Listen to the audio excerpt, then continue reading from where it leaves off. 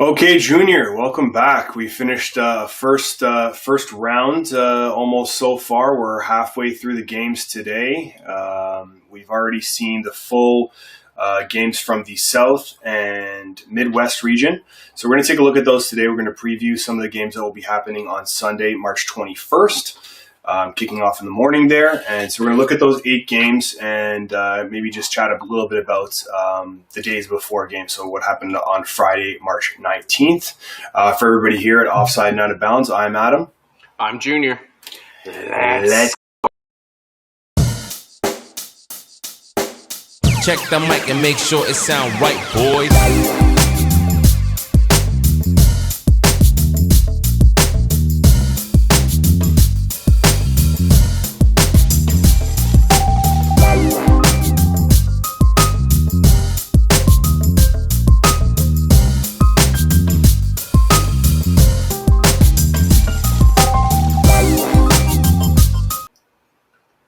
All right, Junior, welcome back. Before we get into the preview of the South and Midwest region games in the round of 32, which will be being played on March 21st, Sunday, we had previewed last week all of the regions, one kind of each day of the week there.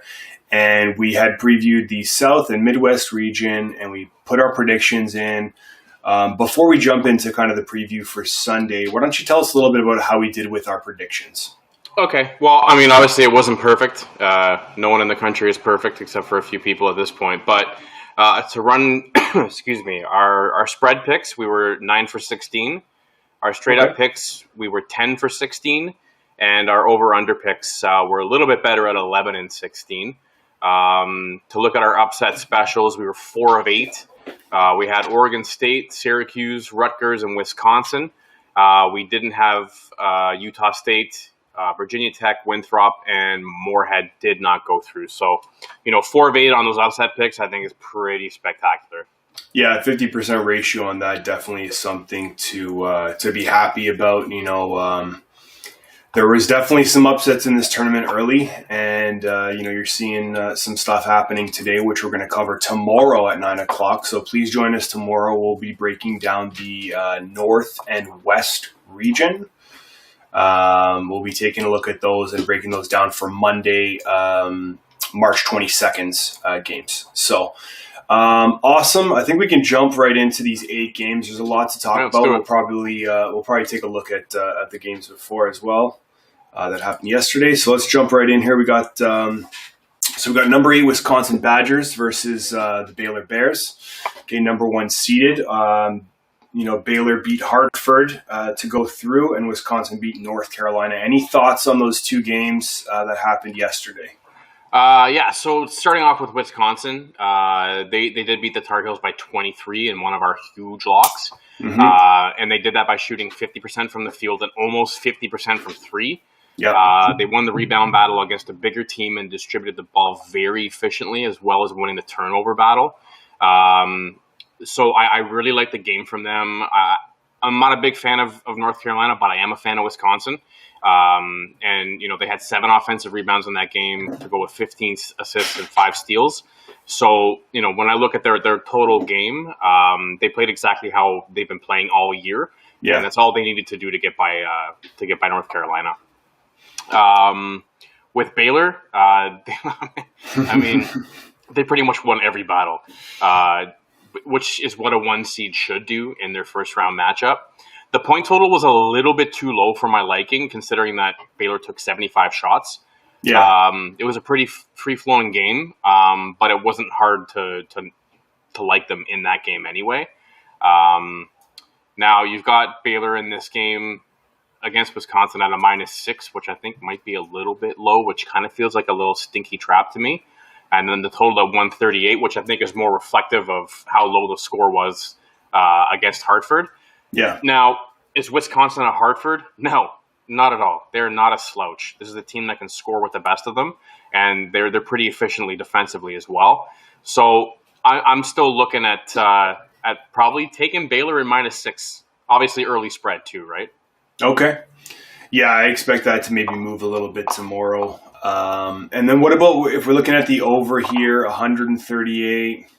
You think this is going to be a high-scoring game for Baylor? Are they going to get out there and run? And what's Wisconsin going to do to maybe try to slow them down a little bit? Well, what I look at Wisconsin is the leading scorer in the last game was Davidson at 29, 6, and 1.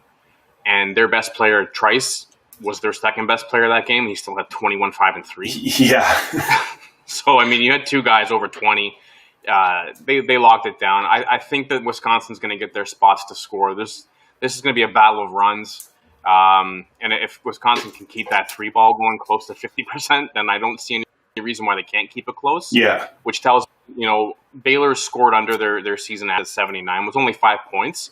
But I definitely see the total they give up a lot higher than 55. So I'm comfortable with this over. And I'd probably take it all the way up to 145 and still feel comfortable taking the over. Okay. Wow, that's huge.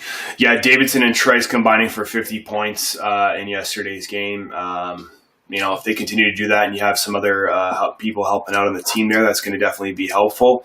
And then you get Teague and Butler for Baylor. They're looking good and look for them to score a lot of points. Awesome. Let's take a look at the next game here.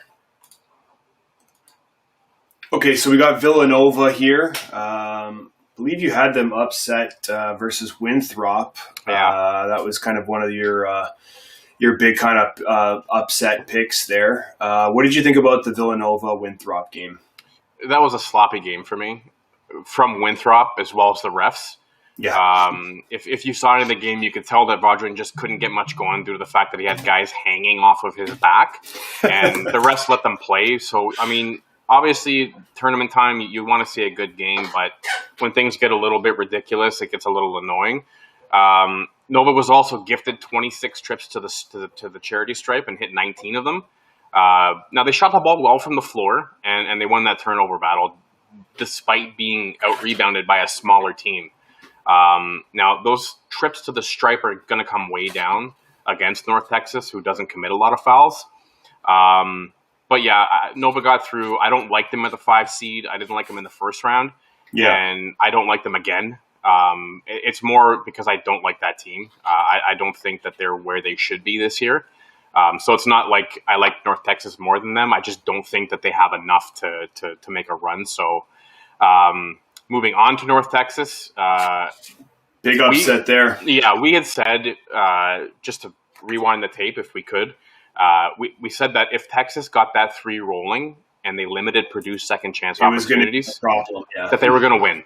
Yeah. We still took Purdue, but we were right about Texas, and Texas did just that. I went back and I rewatched it yesterday to see what we had said about that, and you were bang on, is whether or not Texas got that 3 going, that was going to be a problem, and it was almost, we were really right on the fence there with that one. Yeah, we were.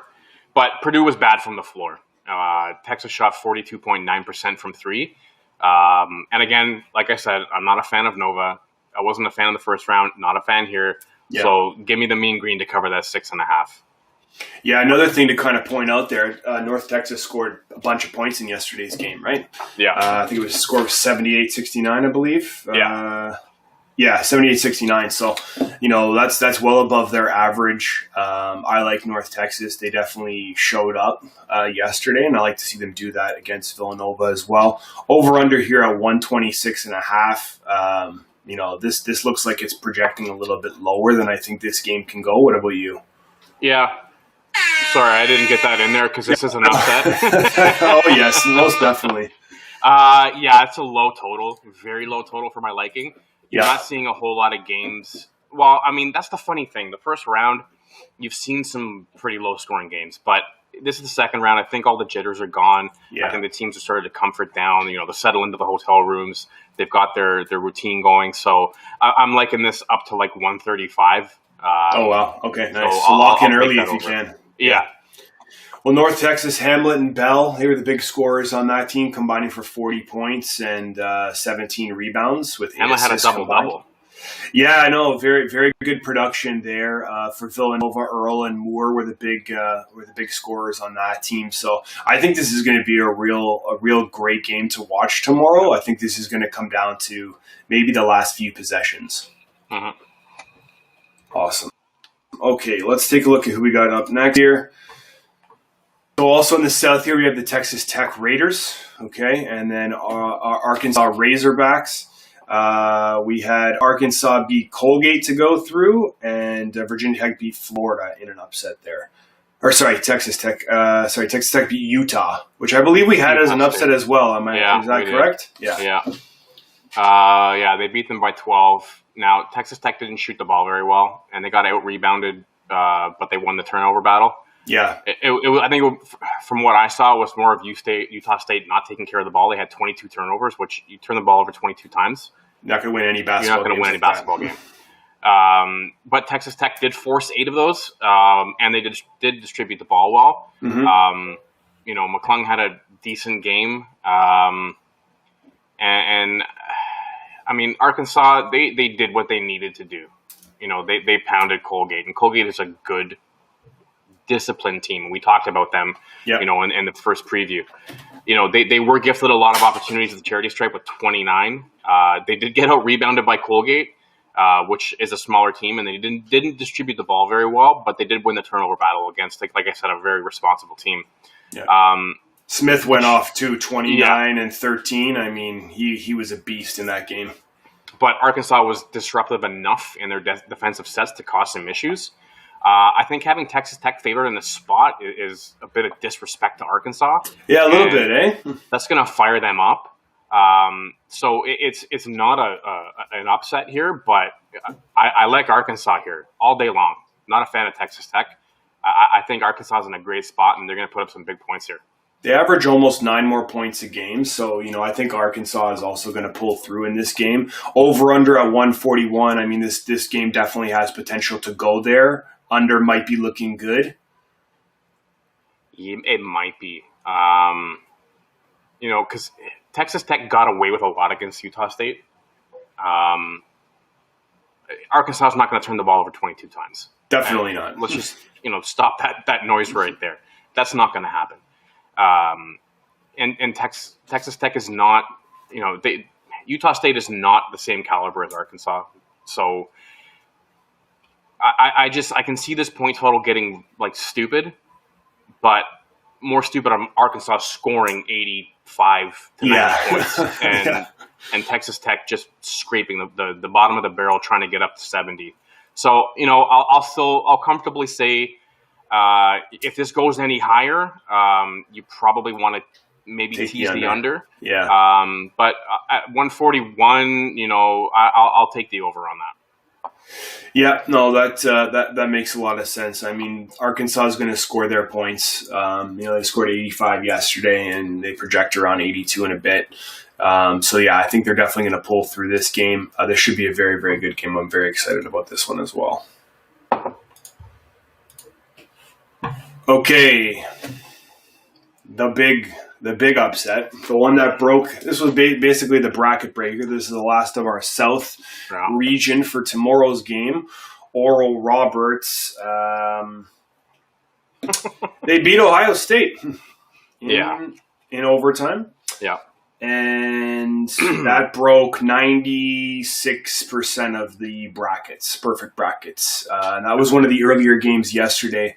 Oral Roberts, scored 75 points, which is still a little bit below their point production. What did you think about the Oral Roberts and Ohio State game, who I had going to the Final Four? I think you, along with myself and 96% of the world, I definitely think them losing one of their best players the day of hurt State a lot. Yeah, big time. I think more than anyone could even understand. I mean, to the point where he's actually been getting death threats from people, which I think is absolutely ridiculous. He's That's a kid. Terrible. He's a kid who got sick and he got injured, and that's it. End of day. It sucks that they lost because, it would have been nicer to have a lot more perfect brackets going. Now, Oral Roberts did show a lot of heart and hustle. That's one thing you did notice in that game. Regardless of the fact that they were just outmatched. They were even outmatched without Ohio State's best player. But they didn't really shoot the ball well. They shot at, 35% from the field. So that more or less tells me that it's indicative of Ohio State losing that game rather than Oral Roberts winning it. But, they were very patient. They did win the turnover battle. They were out-rebounded. And, it's tough to put them in this position because when you look at Florida, they beat Virginia Tech, who we had, because I don't like Florida. I haven't. I don't like them in the 7th seed. I don't like them in this spot. Now, Florida did out-rebound. They shot better. It wasn't a statement game. It was more VA Tech not executing their offense. Yeah. So that's pretty much what got them in the second round. But I think I'm comfortable in doing this.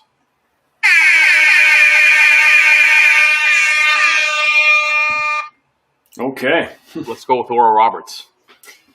I mean, there were 2 top players combined for a bunch of points. Yeah. Like 58 points. Yeah.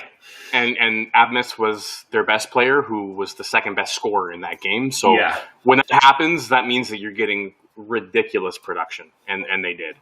And they're riding that high horse now. They got this gas that anything's possible, right? Yeah, go back to Davidson, go back to Santa Clara. Once you get that first one under your belt, you're playing on borrowed time now, so you're super loose. You weren't supposed to be here. No, exactly. You weren't supposed to get past that first round. Yeah. So let's go out there, show out, have a good time. And so I think with that, coupled with the fact that I just don't like Florida, you may as well ride the hot hand, right? So will they cover this spread at -8 then? I think they will. Okay. I'm comfortable in them covering that 8. Do you anticipate this being a very, very close game? I think it will be.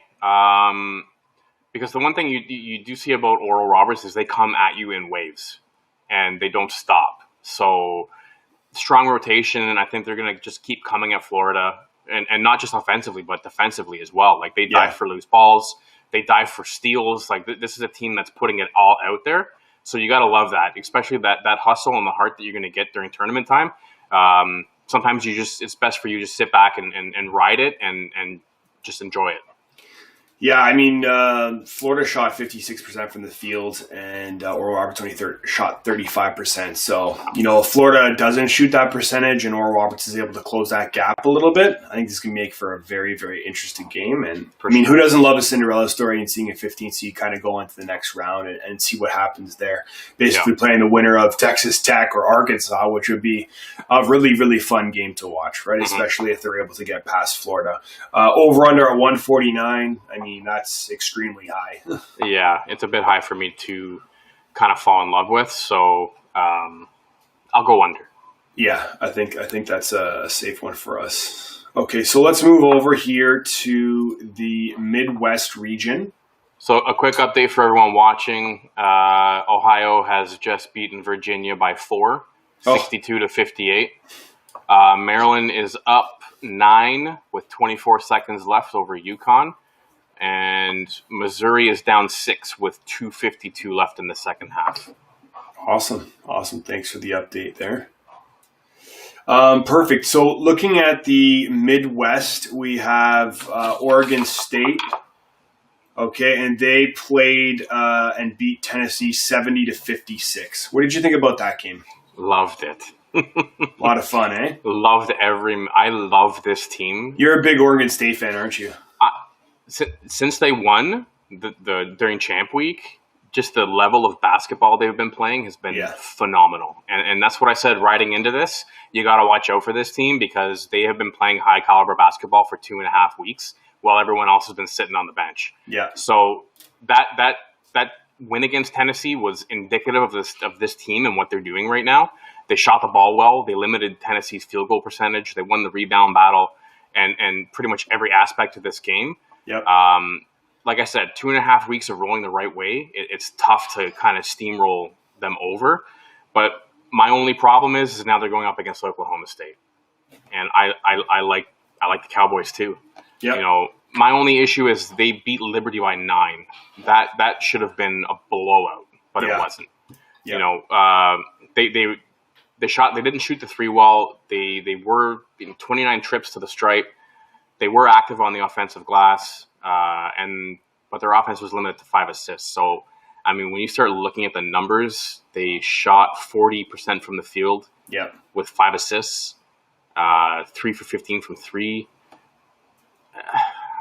They weren't firing all cylinders at all. And Cunningham only had 15 in that game. You expected a bit more production from him, especially when the spotlight is fully on. Exactly. Projected number 1 pick, right? So, and he got showed out by his own teammate, who had a great game. Anderson at 21. Yeah, very good game. But I'm comfortable doing this.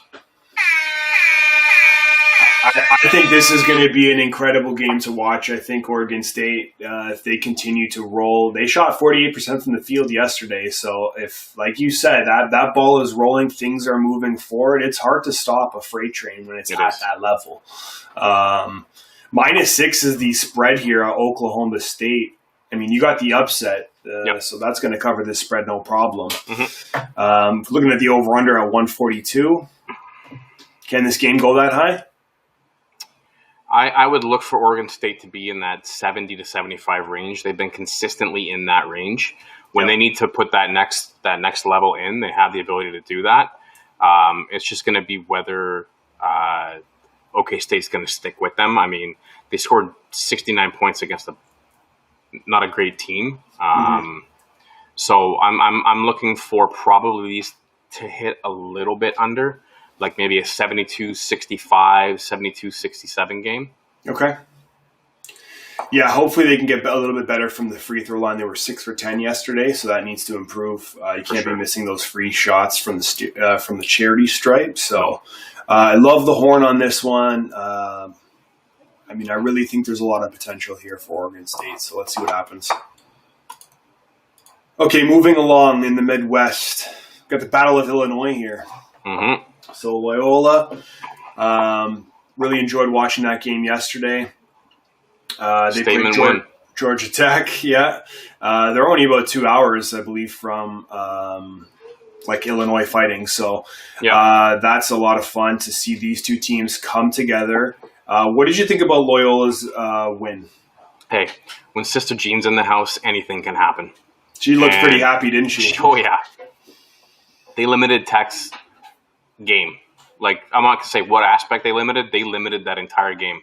I have not seen Tech play like that all year.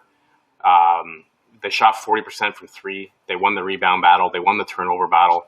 Now, obviously, Illinois is a little bit of a different animal than Tech, but if they can continue to do what they're doing at an efficient rate, they can stick with Illinois.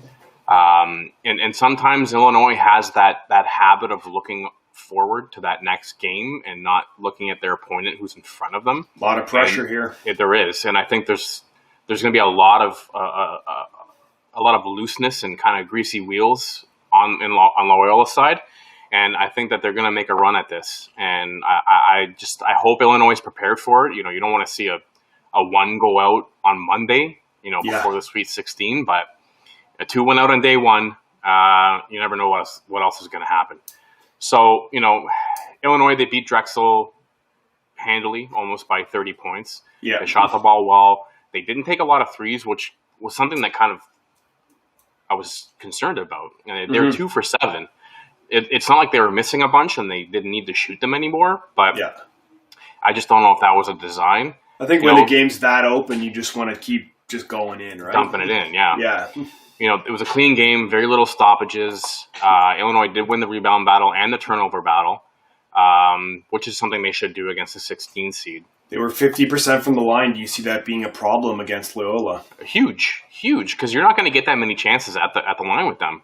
So you need to take advantage of those scoring opportunities when the clock is off. Yeah. And if you're not, that's a run stopper. And if you don't have that opportunity to stop that run, they can come back and drop a 3 on you, and next thing you know, you're down by 2, and they're running away with it. So that's definitely a concern. Also, Loyola had 12 offensive rebounds yesterday. But the rebound battle, I think, it's not going to be indicative of who wins this game, as I definitely feel with the size of Illinois, they should be winning that battle. Yeah. But if Loyola is going to grab anywhere between 8 to 12 offensive rebounds again, that's 8 to 12 second chance points, which keeps drives going, which keeps runs going. So I'm looking for Loyola to keep it close. And I like them to cover that 7, but I think Illinois at the end of the day is going to scrape this one out. Yeah, I think this is going to be a lot closer than people think this game is going to be. I'm guessing that this game is probably going to be within 5 points for Loyola, but I do think Illinois is going to go through. A lot of people have them obviously in their Final Four bracket. I think they match up interestingly, and let's just see if Mama Jean's in the house, then anything's possible. Anything's possible, right? So this should be a great game. Let's move on here. So this was one of our upset picks, Syracuse. Okay, and they're facing West Virginia. Syracuse beat San Diego State. We had this as one of our upsets, and that score of that game was 78-62. What did you think about the Syracuse? What did they show you? I know we picked them to go through. Are they going to be able to match up against West Virginia? What does that look like? Hughes dominated in the most important scoring aspects of that game.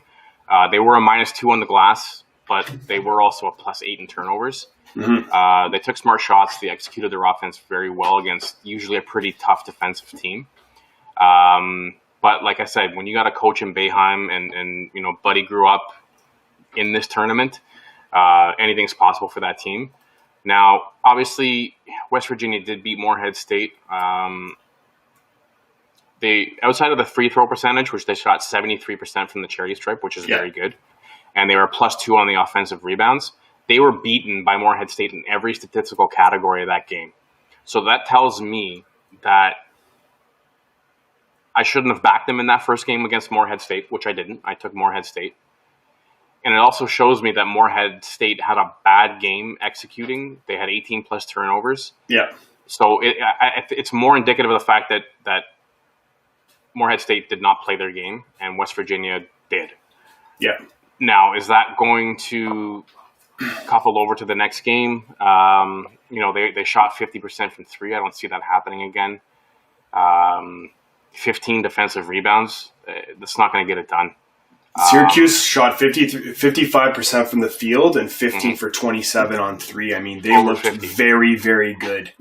And I think that's going to continue to happen. They've been. You got to remember, this team, a week ago, they were on the outside looking in at an at-large. So a lot had to happen for them to get into the tournament. They played really well in Champ Week, and they showed out, and they kept things close. And here, I definitely see this being a more Hughes-dominated game. So I guess who's going to win the battle of the boards in this game? I think Hughes is they're gonna be running up. Because they go after the offensive rebounds, and they're 24 yesterday. Yeah, very responsible. So let me just hit that.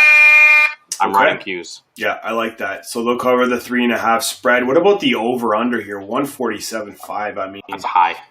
Very, very high. It seems like when you look at they both scored in that 80 and around that 80-point mark. Again, lesser teams who did not play well. I just can't see the point total being that high. And I think this was more of a reactionary number to the scores from yesterday. Yeah. So I'm going to say that this is going to be a little more contested, tightly contested, and I'm looking for like mid to low 70s, whether it's each.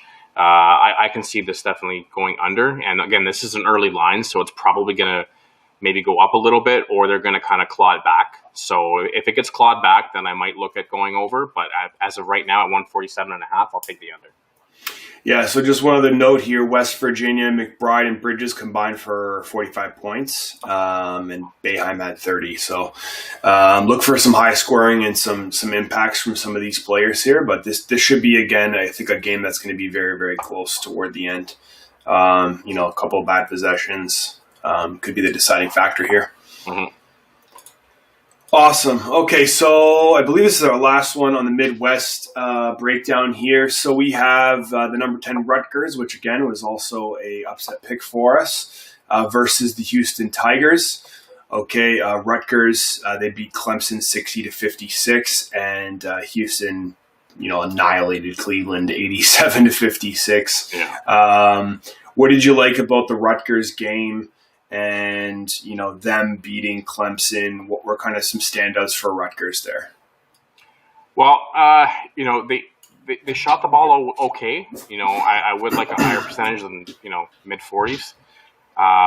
Shot 26 from 3, so that's going to have to get a lot better. And then they were only 6 from 9 from the charity stripe, which tells me they weren't driving too much. They did win the rebound battle, but I think it was a bit of a sloppy game, more than maybe a lot had expected. Yeah. Now again, we had Rutgers in the upset, but I felt the points the total definitely should have been a lot higher than that. I mean, they finished off at 116, which is very, very low. Mm-hmm. And then on Houston's side, they did what they had to do, but they didn't even shoot the ball that well. But they did clean up the glass quite a bit. And there were a lot of free throws in that game, 52 combined. But that's your prototypical Houston win. It's a grind out, and then next thing you know, they're up by 20 to 30 points. Yeah, exactly. So at a -9 on this, if Rutgers can clean up a few of those issues they had, I think they're a better team than that 60-56 score dictates. So. Let's say they clean it up a bit. I think it's a bit closer, but I think that spread, even at -9, is a bit low. I'd have this at like 11, maybe 12. Okay. So at 9, I would lock in on Houston, but I can definitely see that spread going up a bit more. Fair enough. Yeah. Houston shot 47% from the field, so. You mentioned them kind of grinding it out. I think that's definitely going to be the case here until you're able to kind of separate some gap there, maybe in the second half.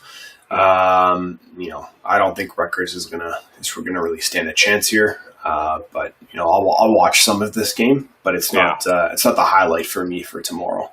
No, but I mean they put up 33s last game against Clemson. Yeah, they hit 8 of them. So I mean, I got to see that rectifying a bit.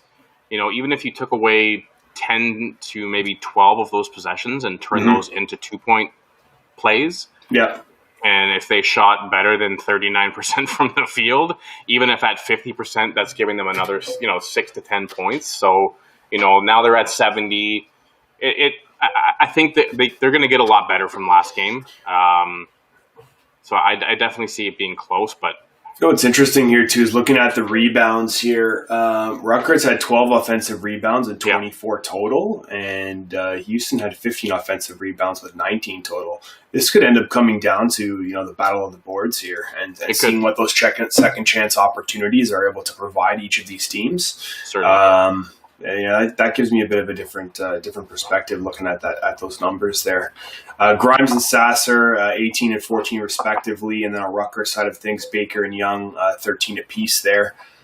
So let's see what happens in that game. That's all we got for the Midwest and South region.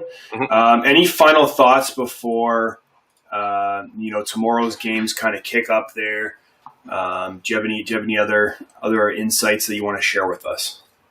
Make it final. Oklahoma 72, Missouri 68. Okay. Don't like that. Anyway, sorry. Back to this. I want to see the scoring get up a bit more in these games.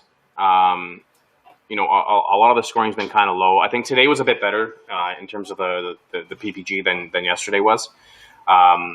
But I'm liking a lot of these games. They're very competitive, and seeing teams like Wisconsin who are playing big teams coming through. When you're seeing the big names are still here, they're still around. Other than Ohio State, who just lost it. But that's the tournament, right? You're going to get these big upsets. You're going to get guys going home way too soon. And, I'm just hoping that unfortunately, I think it was VCU. They got sent home today because of some COVID protocols. I just really hope that the NCAA is keeping these kids safe. And making certain that they're following every protocol that's being put in place to keep them safe. Because at the end of the day, it's been a year without the tournament, and now that we've got it here, I think everyone is enjoying it. I'm sure if you look at the numbers, the TV numbers, they're probably through the roof. Yeah. And I think this is something that everyone needed just to kind of get back into that feeling of normalcy. So I'm just hoping that, we don't get any more flare-ups, and that the NCAA is going to nip that in the bud as quickly as possible, because I think myself, you, everyone else out there wants to see this tournament get pulled through. And join us tomorrow, because we've got some big upsets coming. I feel it. I feel it in my bones. Yeah, exactly. Just like Junior said. So tomorrow we're going to be back at 9. We're going to be breaking down the North and the West region of these tournaments. So these are the games that are happening today. Some are already closed off. We're seeing those kind of start populating through the bracket there. Join us tomorrow for that. We thank you for tuning in today. Please like, comment, subscribe below. For everybody here at Offside and Out of Bounds, I'm Adam. I'm Junior.